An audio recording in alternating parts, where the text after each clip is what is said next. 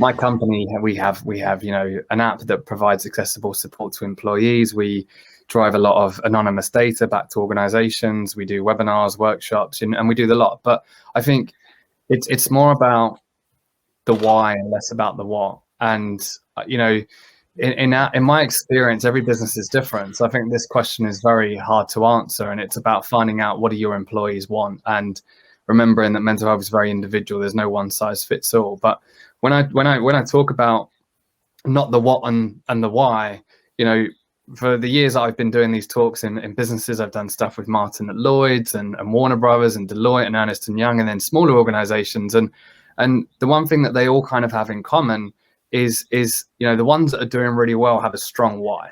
So when I say to them, what are you doing for mental health? And they say, we have mental health first aiders. We have an employee assistance program. Last week, we had a mental health speaker come in.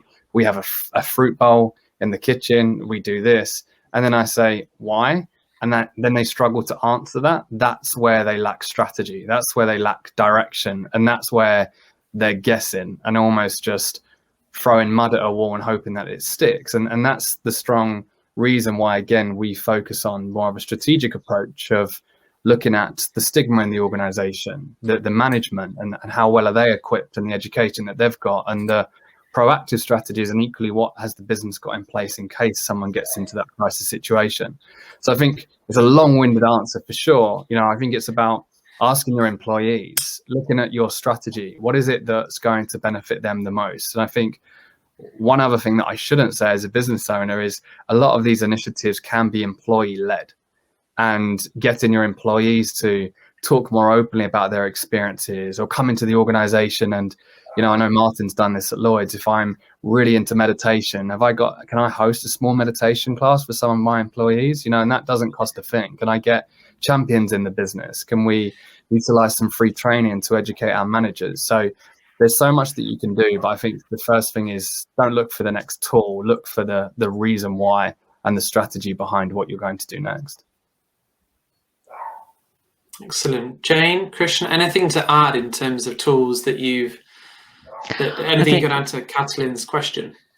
I think after that, it would, no, I think I agree a lot with what Paul is saying, and I just go back to that point that the biggest difference to an individual contributor's mental health is the relationship with their manager, and that is broader than mental health. So that comes back to what Paul is saying. It's about that culture of leadership that they have within the organization, and being an empathetic leader, which goes beyond a fruit bowl or a yoga class and lunchtime and things like that. I think you said to me once, Jane, if I remember rightly, you can go for a run and you can drink water and you can do some of the things that you might do, but if your boss is a nightmare, it's quite hard then every single day to kind of deal with that. So a lot of it is about actually for people understanding and how they operate and how they lead as a business and things. I think the challenge is often we put a lot of personal responsibility on, because mental health is seen as a private issue, but because it's a private issue, it doesn't necessarily need to be a personal issue where you put all the responsibility onto the person.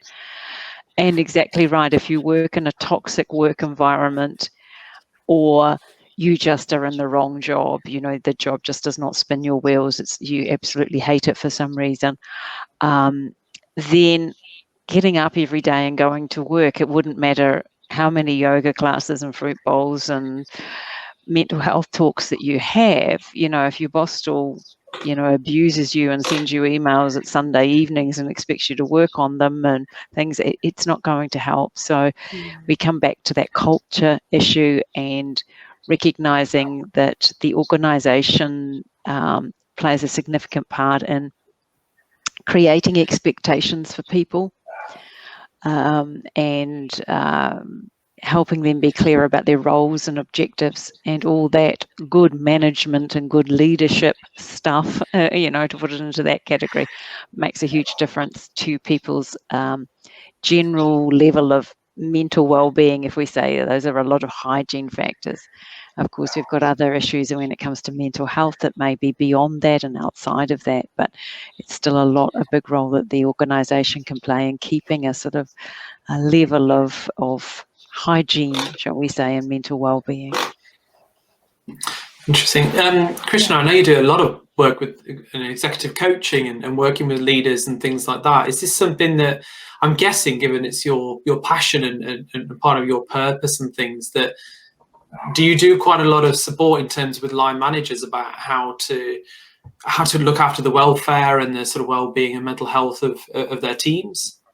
I think what Jane was, when she was describing what she was sharing, what was coming on in my mind was the notion of psychological safety. You know, like I've been in roles where I've not really been able to share and express my vulnerability. And I think that if organizations, if line managers can create that safe working environment, that actually, you know what, I'm not okay today. And because behind the title of a leader is again a human being. And if we can all come to this collectively and say, you know what, I'm having a really difficult time. My children are not playing ball today.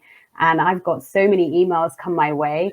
And I think, so in answer to your question, yes, I do work with a lot of line managers, you know, giving them the tools to be able to have those conversations, because again, mental health is still got the stigma. Yes, we're making a little bit of progress, but I think we still have a long way to go.